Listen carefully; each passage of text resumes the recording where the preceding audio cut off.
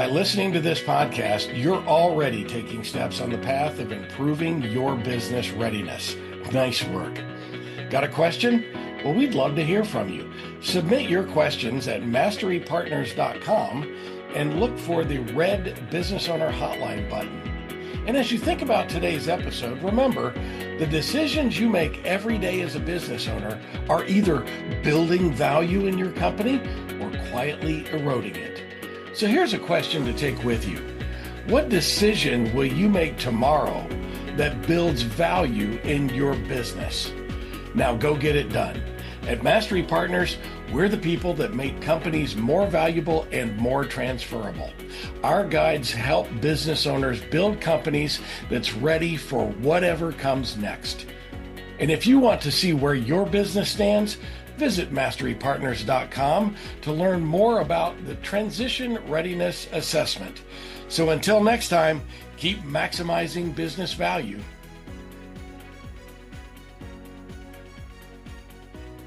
Welcome to the Maximize Business Value podcast. I'm your host, Kat Herder, and business owner, Kim Bentson. I'm learning here right alongside you. So today's topic makes me uncomfortable in my own business. I'm curious to hear what some of you feel about it. But I do hear this from business owners all the time. I wish my team thought more like owners. And I know I've said it. I want my people to take initiative. I want them making good decisions, accountability, ownership. But then there's another question that follows right behind it. How much should they actually know about the business? Should they see revenue, profit, margins, cash flow? How much is too much? And if I want my leadership team to take ownership of results, how transparent should I really be about the numbers? It's kind of a quandary, and then also the flip side of that is I kind of hold on to all of that. So letting go feels uncomfortable. Yep. Yep. At Mastery Partners, we help business owners build companies that are more valuable and more transferable. One of the biggest challenges we see is that all of the financial understanding often sits just with the owner. And so today we're going to talk about why that matters. So let's bring in some help here. Joining me today is Dave Casey, certified partner at Mastery Partners. Dave works with business owners every day, helping them build stronger leadership teams, businesses, and ultimately more transferable companies. Dave, welcome. Hey, it's good to be back. Thank you. Good. So this year, we're bringing real questions from real business owners, honestly, the same kinds of questions I've asked myself, and then putting them in front of our certified partners to help all of us get clearer answers. And if you've got a question on your mind, you can submit it at masterypartners.com. It may be featured in a future episode. So hit that button to submit a question, and we'd love to tackle that here on the Maximize Business Value podcast. So today's question came directly from a business owner, and it basically is, how often should I review financials with my team? And Dave, that really sounds like a simple question, like is it weekly, monthly, quarterly? But I think there's actually a bigger question hiding underneath it. And most owners aren't really talking about meeting frequency. I don't think when they ask that question, they're asking kind of what I said in the intro of how much should I share? How much should my team know? How do I create that accountability to the numbers? And how do I build a business that isn't dependent on me interpreting every single metric? So, Dave, I threw you a lot of questions, but Yeah, thanks. Yeah. Well, this is kind of thank you. This is kind of an age-old deal. So I think anybody that has founded and grown a business, quite often you started out with just you and maybe one business partner. It might be your spouse, or it might be a friend, or it might be just strategically two people get together, found a business. Many times it's just the sole proprietor. But so you kind of get used to being the center of the universe and everything kind of going through you.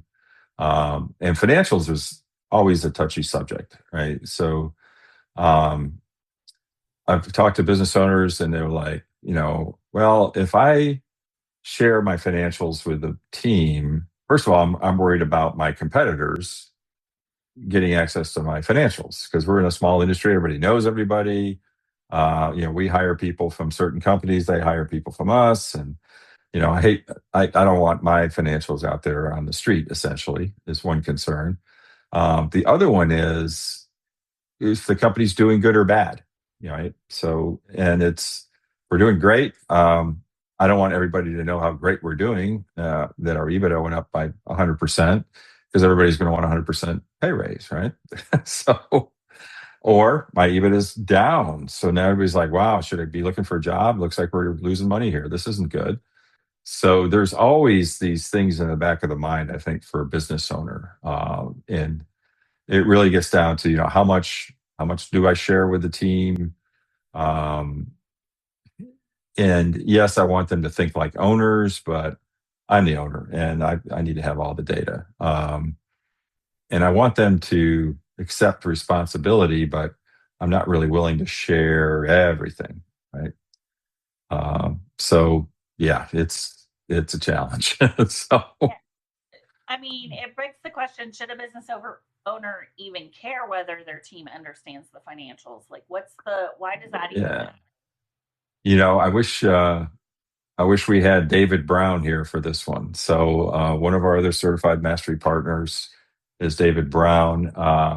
He exited very successfully a business analytics company a couple of years ago, and then now works with us on a part-time basis. And he faced that really directly because they used a business operating system called the Great Game of Business. And in fact, there's another podcast in this series that is a contrast between the Great Game of Business and also EOS, which is yet another business operating system. And one of the characteristics of the Great Game of Business, it's based on what's called open books management, that actually the books are open for the employees to see, right? Now there's levels of openness, right? It's not like 100% of everything is open. Certainly we don't share people's compensation or anything like that back and forth. But what does allows people that you're asking to take ownership of different parts of the business.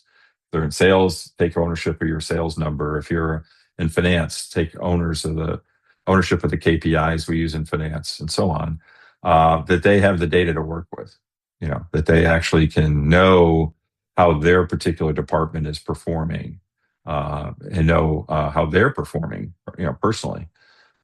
So and he's well schooled in that, and they had some long, hard conversations about how do we adopt open book management, how open are the books, and what does that affect on the workforce and the team, yeah.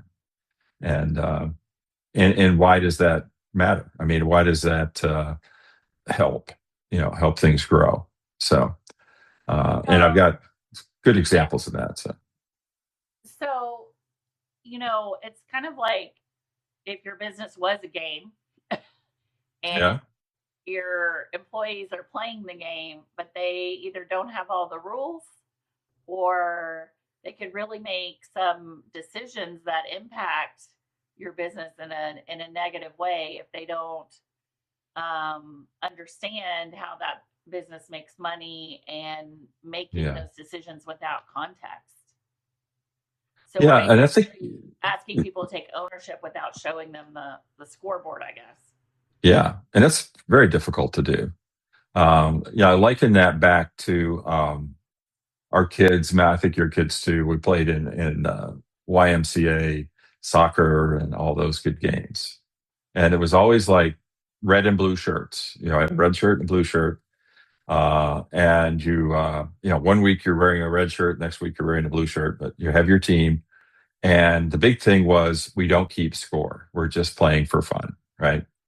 And these are like first graders, right? Second graders. They're playing for fun.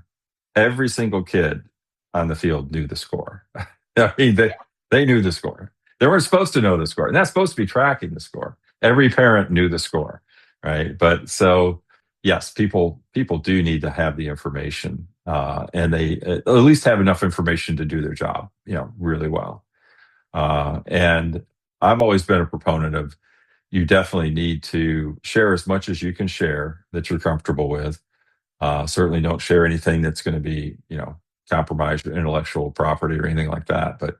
But I think you pointed it out. I mean, you can't ask somebody to take ownership of something if you don't give them, all that information. Yeah, I was thinking of a key stakeholder who is running a portion of the business, and the person that was in charge of that business was holding on to the reins of the budget and making Oh sure yeah. we were hitting what we needed to hit. And finally, the person that was in charge of that department said, I need to have either access, I need to own that piece of it, because Yep. I'm making decisions and I don't have the full picture. And so it really changed the profitability of that department when the owner let that piece go, Yeah. because the owners pulled in many directions, and so things would slip through, things would happen, and you'd be like, and so, but when that owner of the department had that piece of the budget, like everything was accounted, we knew exactly Yep. what everything went to and why, and so it made a huge difference in the business's profitability, and then also Yeah. the owner's life. Oh my Oh gosh. gosh. Yeah. Yeah. So, And it's interesting because, and this came up on the podcast with David Brown and Amy Morin that we did, with when you help people understand how business works. Sometimes we get caught up in, we're in the home services business, right? So we help people with their heating and air conditioning and maybe their plumbing and electrical and so on, and that's great. And you've got people working there that are plumbers and electricians and HVAC specialists and technicians, and they know their trade very well. They are experts at what they do, but they're not experts at business. The business of business, right? That they're not experts on banking relationships, cash flow, accounts receivable, accounts payable, payroll, investments. I mean, all the financial things that have to do with the business, all of the psychological things that have to do with HR and legal things that have to do with the contracts and all that. They're not privy to all that. They don't know all that, and they want to do their job the best they can. But I think it's important that you educate them on business. This is how business works, whether it's this business or any business, and there's some just basic blocking and tackling. I think every employee has to have an idea of why we do the things we do and why we do them a certain way, why we don't spend money in this area and we spend money in this area. And that's very mysterious sometimes to the the workers or the team. It's also it's a two-way street. So because somebody that's maybe got great financial controls, we're all over expense control, like you mentioned. And I was guilty of this myself. I was examining our business. We were a IT services company, and we help people with their IT. We managed it turnkey for them. We did a lot of installation of equipment, deinstallation of equipment. We did training. We did all kinds of stuff. And my lead engineer would come to me, and she was saying, "Well, we need to make sure that every one of the engineers has a stock of cables, in their truck, so that when they get to a customer site, it won't be a situation of, oh, you need a different cable, and we're going to have to order that, or I'm going to have to run to the parts store and get it, that kind of stuff. So we need to stock all this stuff." And I remember my controller was like, "Oh no, we can't do that. We'll lose track of these cables. Some of these cables are $200, $300, $400 a piece. And we'll lose track of them because they're not assigned to a particular purchase order and a particular customer, and they're just going to get used up. They'll never be billed to the customer, and it'll be a disaster. We're going to lose money like crazy. And the engineering manager goes, I understand that, but here's the reality. I've got an engineer that's a hundred and some odd $1,000 a year person that has to stop a job in the middle and run to pick up a $50 cable and run back.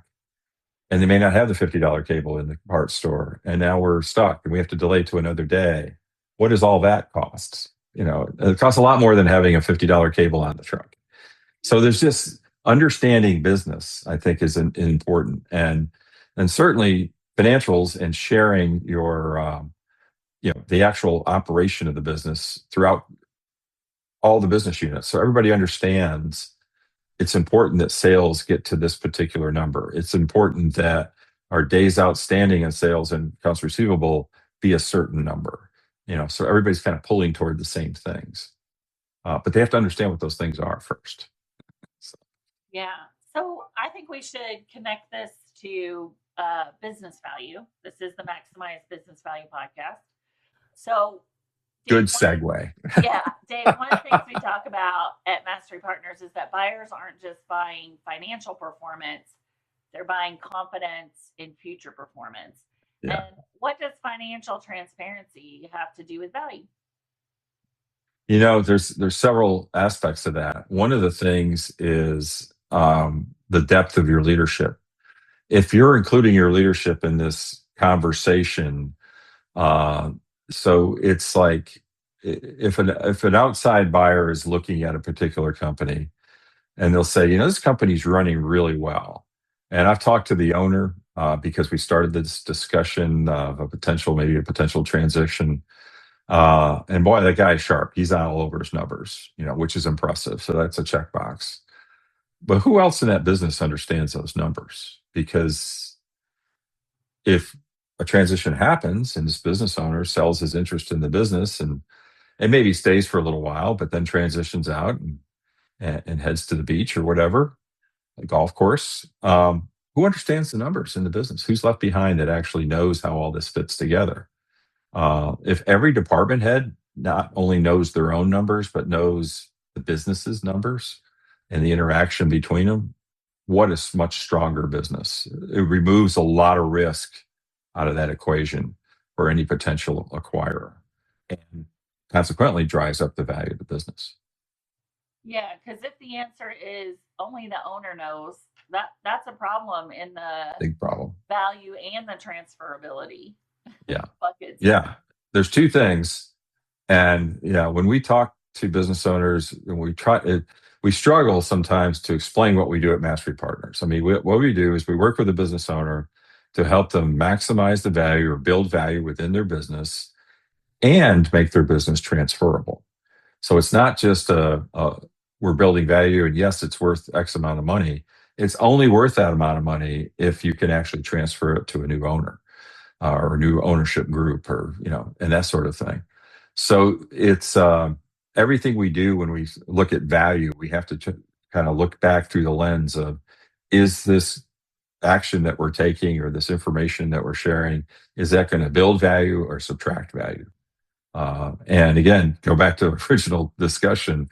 Many business owners think, well, if my employees understand where we are financially, that's going to be a disaster. They're worried about it.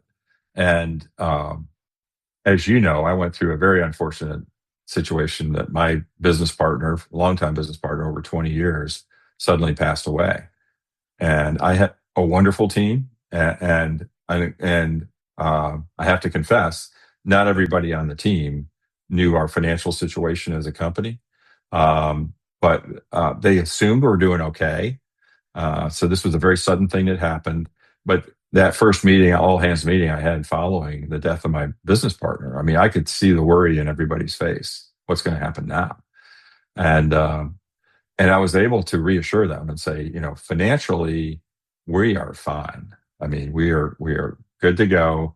I said, sales leader, you know your sales numbers, where we are year to date, everything's going on. Engineering, our maintenance contract revenue and everything that's going on there. So they understood. I mean, it's a big shock, but they understood that things were okay.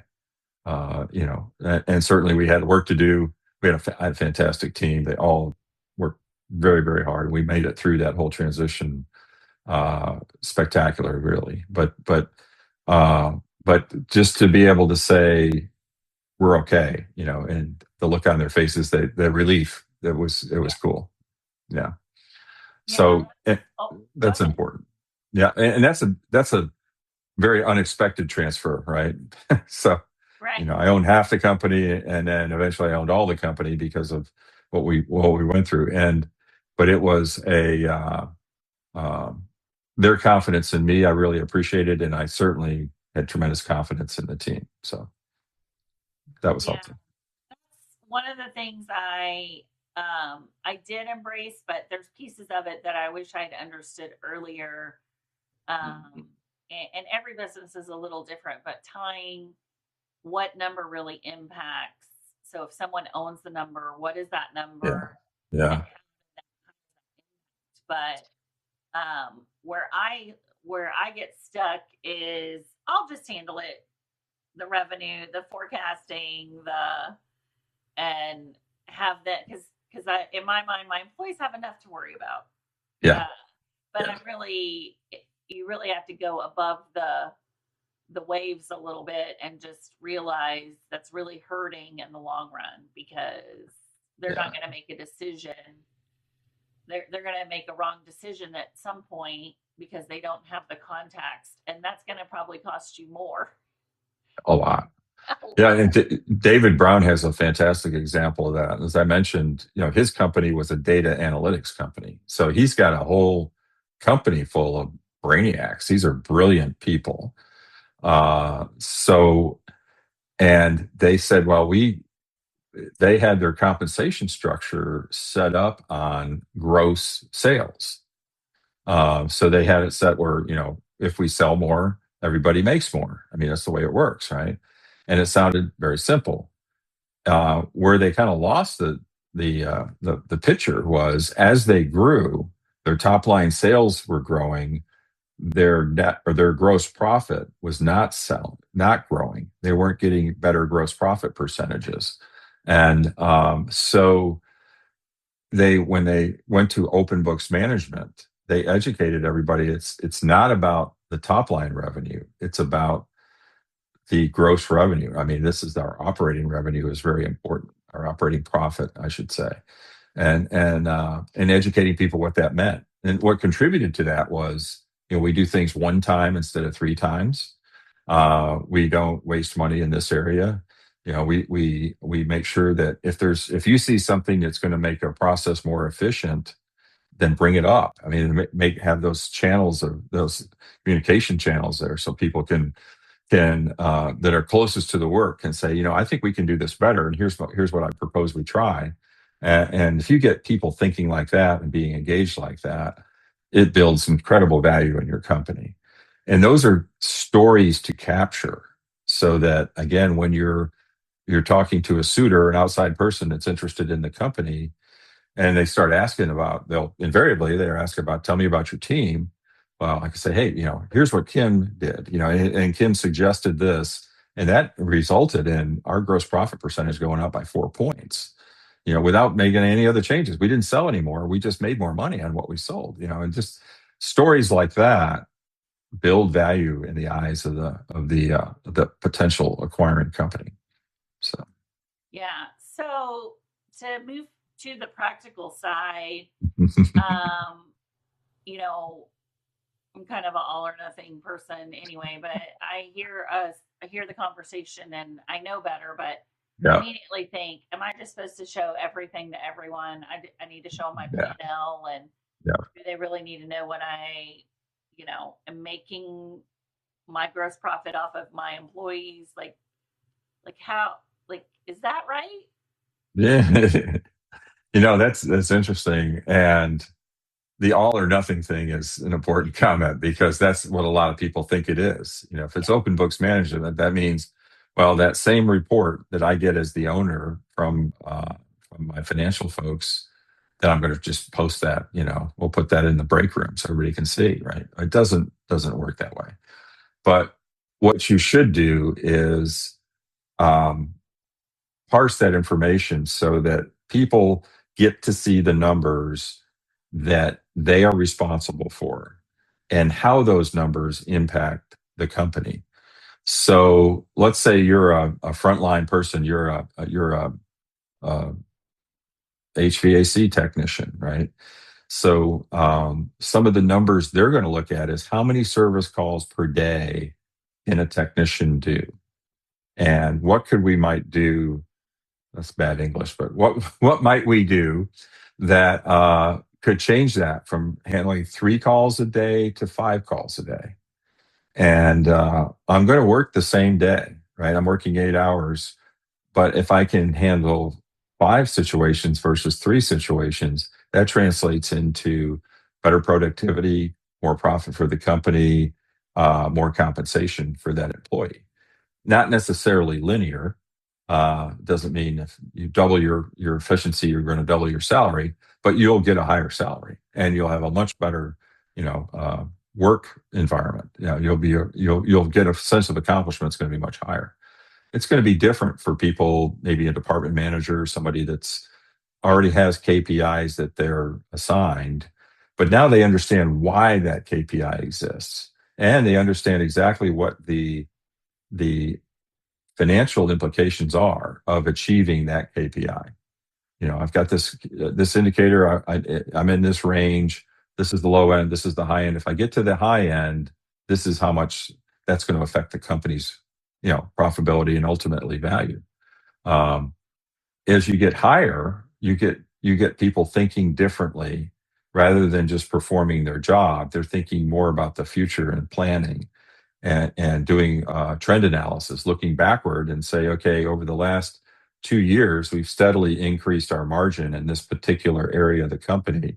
This is what the implication is on our bottom line, and this is what it means going forward. So you get people thinking beyond the task at hand. They start to plan for the future and look for ways to do that. So that part is not easy because you're taking what you as a business owner see as an aggregation, and you're having to parse that data up and discuss it with different people. But they will appreciate that too, because if you just give an income statement and a balance sheet to a frontline person, it's going to be meaningless to them. They may skip to the bottom and say, wow, this company made $1 million last year. I only made $100,000. That's terrible. It's like, where's the rest of the money?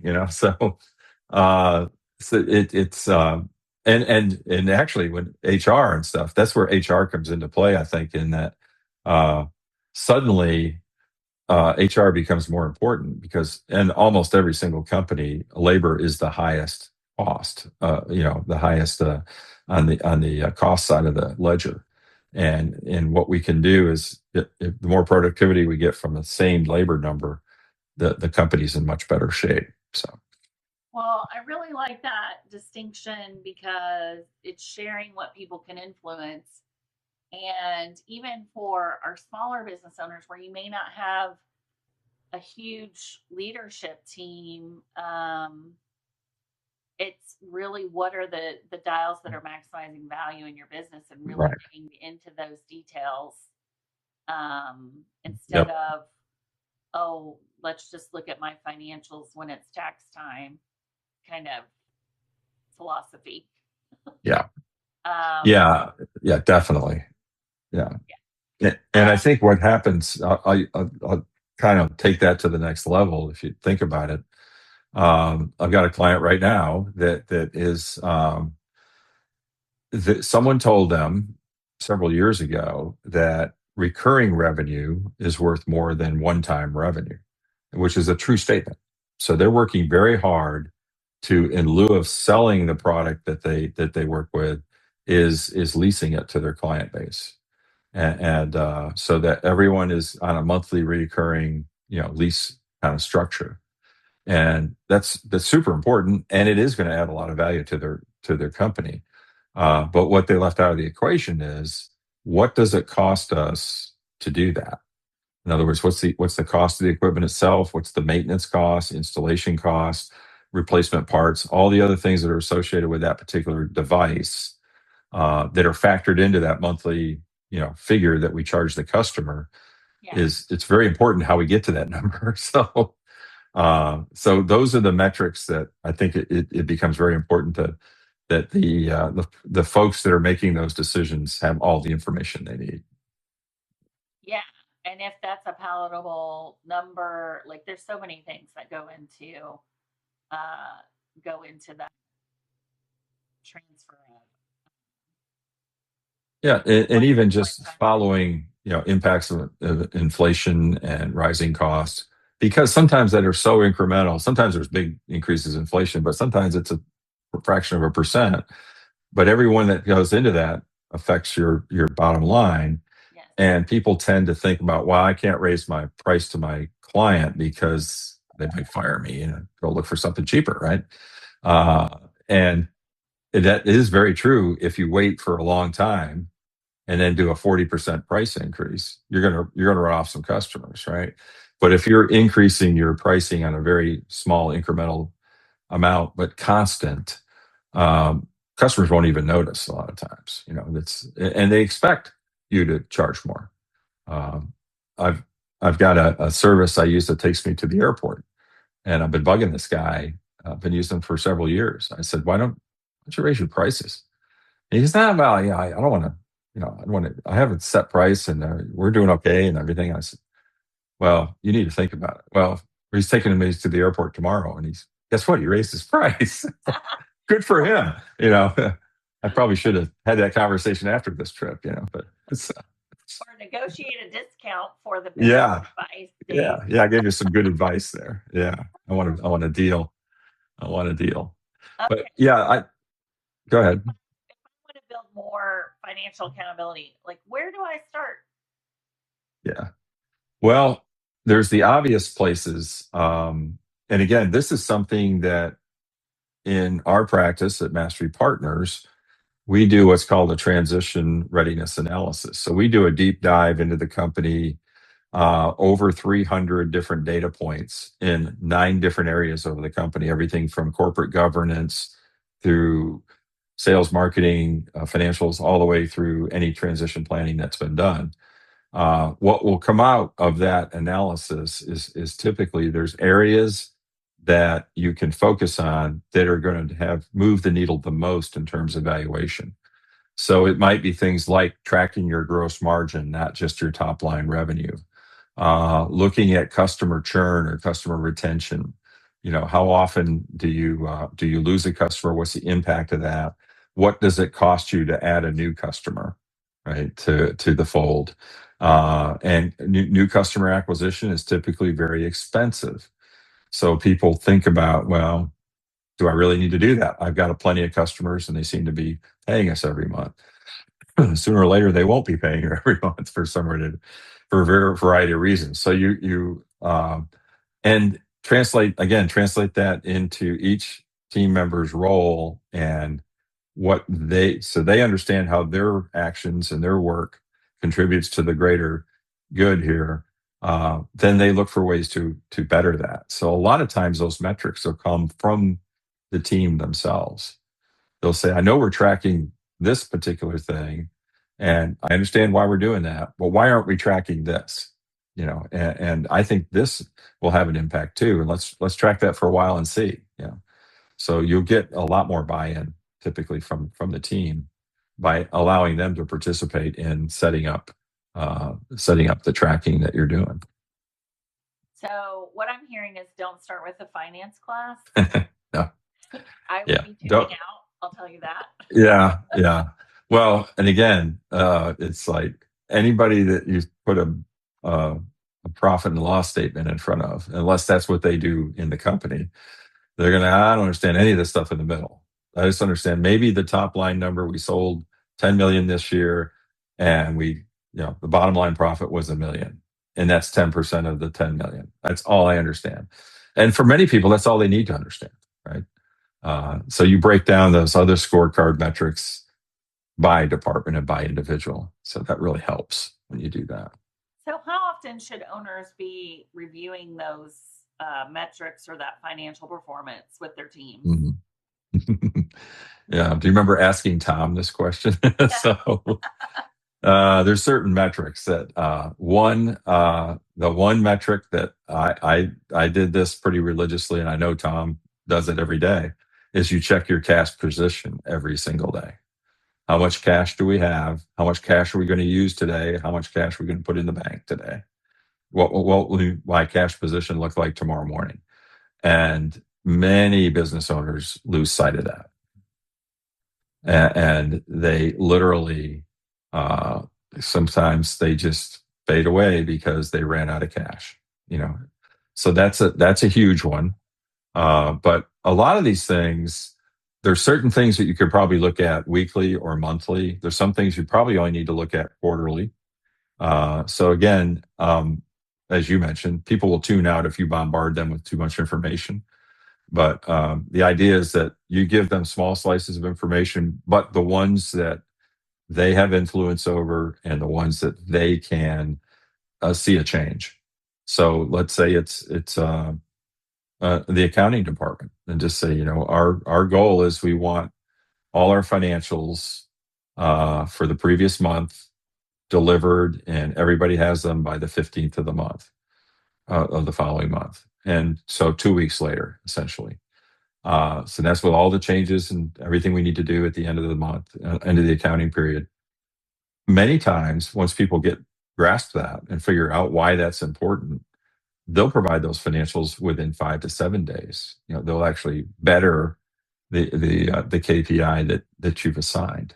So it's the goal is not to have a ton of meetings. The goal is to have the work divided up amongst everybody on the team, and everybody's just tracking the things that they need to be on top of.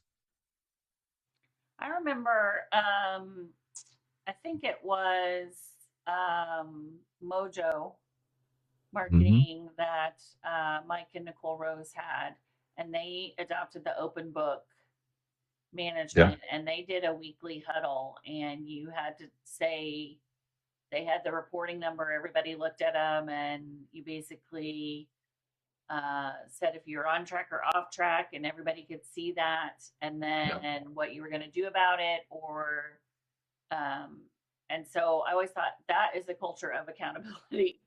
It is, yeah.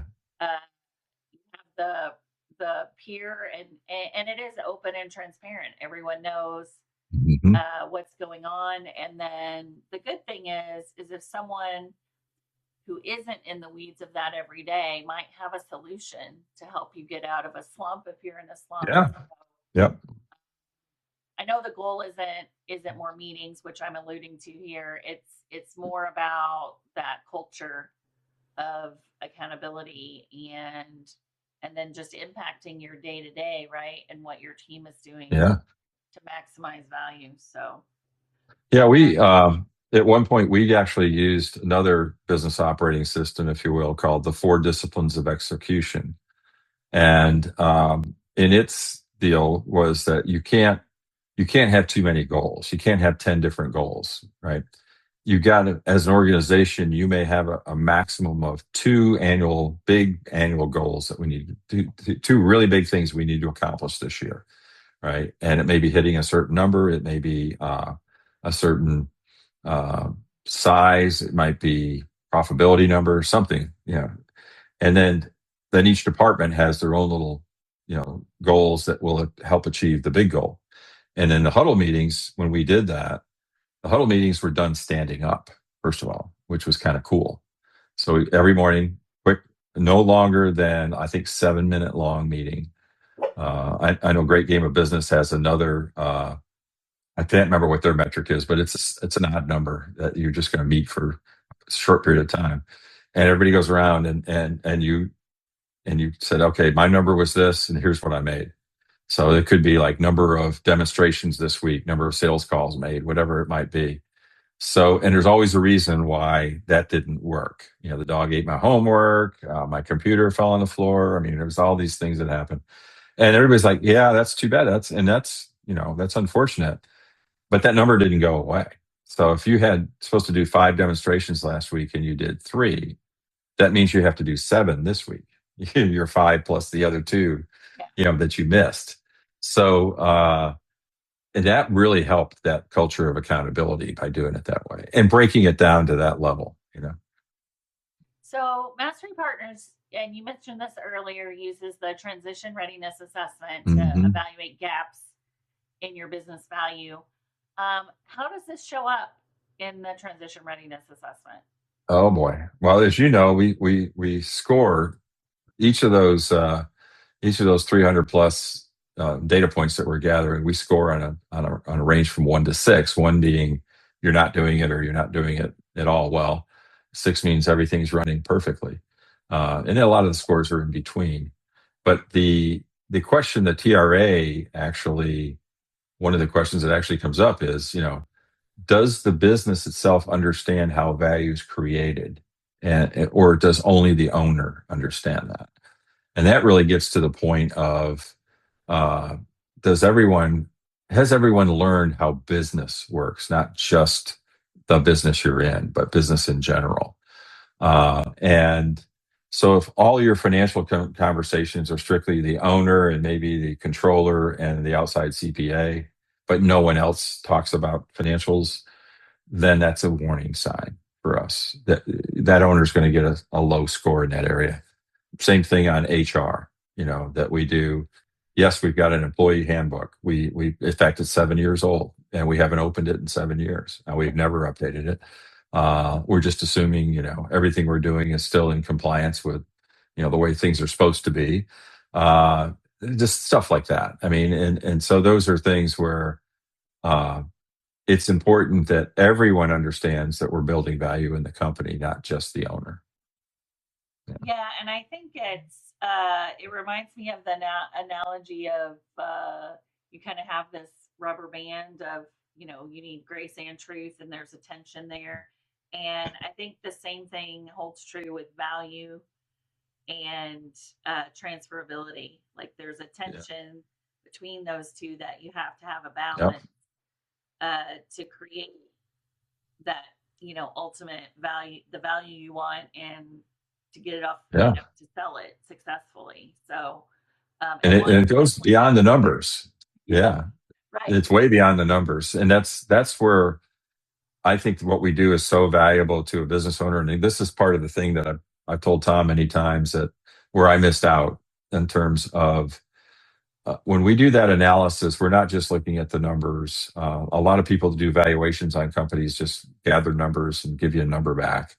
We dive deep into finding out how the teams are constructed, how they're led, how the leaders are, what type of enablement do the leaders have? I mean, how much leeway do they have to do their job? And everyone in the organization, how much leeway do you have to do your job? And what's the mechanism? If you think you have a better way to do it, what's the mechanism to feed that back? And there's always going to be people that their job in life is to stop you from doing that. And there's going to be people that like, hey, what if we just painted everything blue? That'd be cool. So it's and so you have to balance all that. But a buyer can see really quickly, looking from the outside in, looking at a business, if everyone is pulling in the same direction, if everybody's roles and responsibilities are super clearly defined, everybody has numbers and metrics that they know they own, that they are proud of, that stuff just shines through, and that really drives value. Right, because when it just sits with one person, the buyer gets nervous, and when the buyer gets nervous, they're either going to take a haircut. You're going to take a haircut on the value, or they're going to walk away. Or they're going to ask you to stay for 3 years. Right. Looks like you're the only one that knows how this thing runs, so we're going to buy it, but you're going to have to run it until we understand how you run it. So I mean, and that's the last thing usually a seller wants to hear. Well, it's funny. I've taken the TRA for my business, and I was barely, I think I was 2 or 3 years in, and it just revealed all the things I wasn't doing, which it was very helpful. It was like masterclass in business of all the other things I need to be thinking about and doing when running a business. But I think most business owners tend to shy away from it because to me, it's like going to the doctor and you get that printout of your all your levels and blood work and your weight range is not where it should be. And when you see those numbers, it's just like I did not want to know that. Sometimes it's just Yeah. blind. But when you get serious about maximizing that value, this is a tool that really helps get you to where you want to be. Yeah, and I think it also makes your life easier. When you are the more stuff you can turn over to other people, and understanding that sometimes you're going to do that, it's not going to go well. You're going to have to dive back in and fix a problem, or resolve a situation, and that's fine. But over time, life's going to get easier. The company's going to be more productive. People are going to be happier that work there.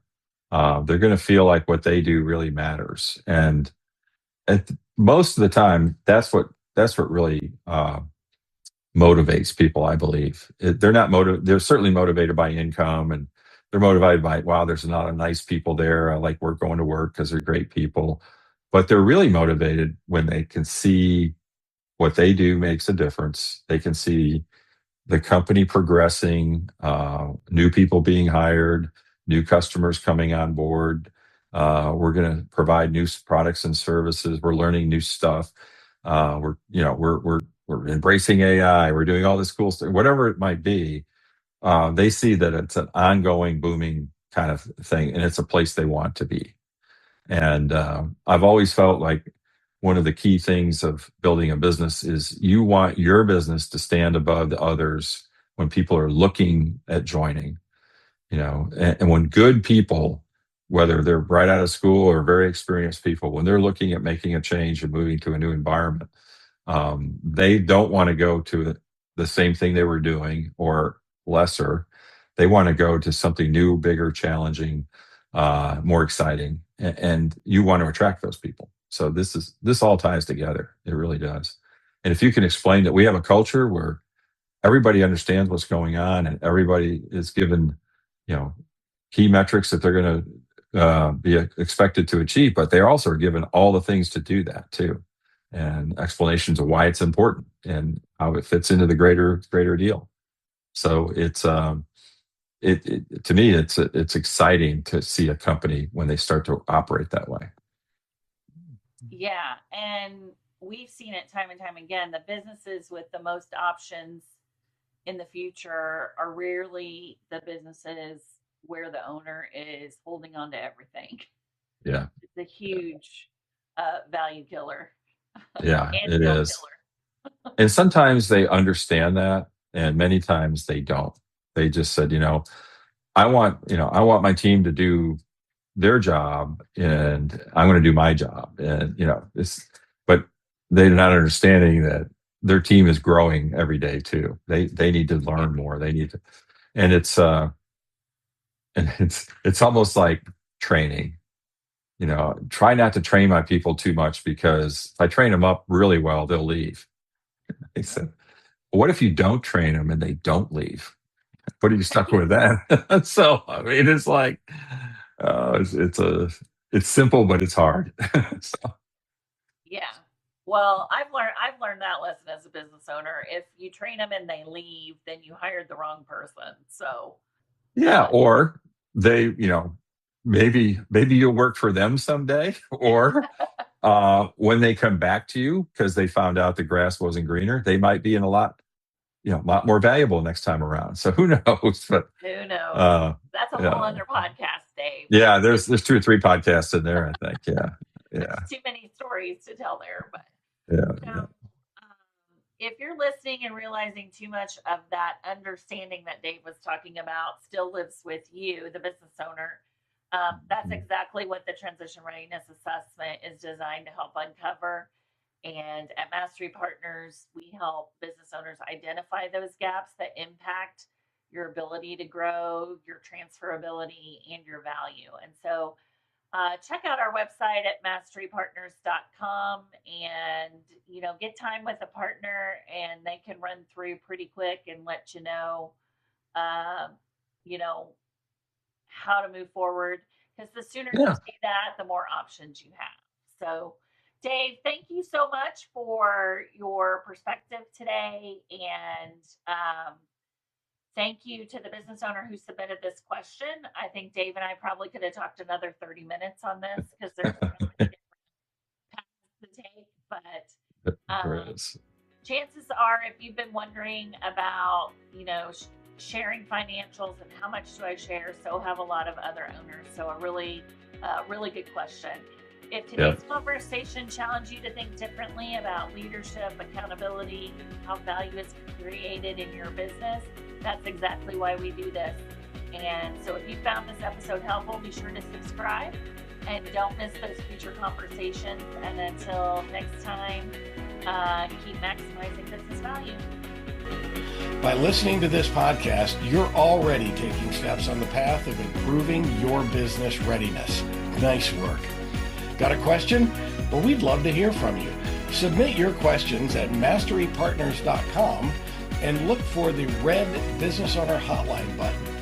And as you think about today's episode, remember, the decisions you make every day as a business owner are either building value in your company or quietly eroding it.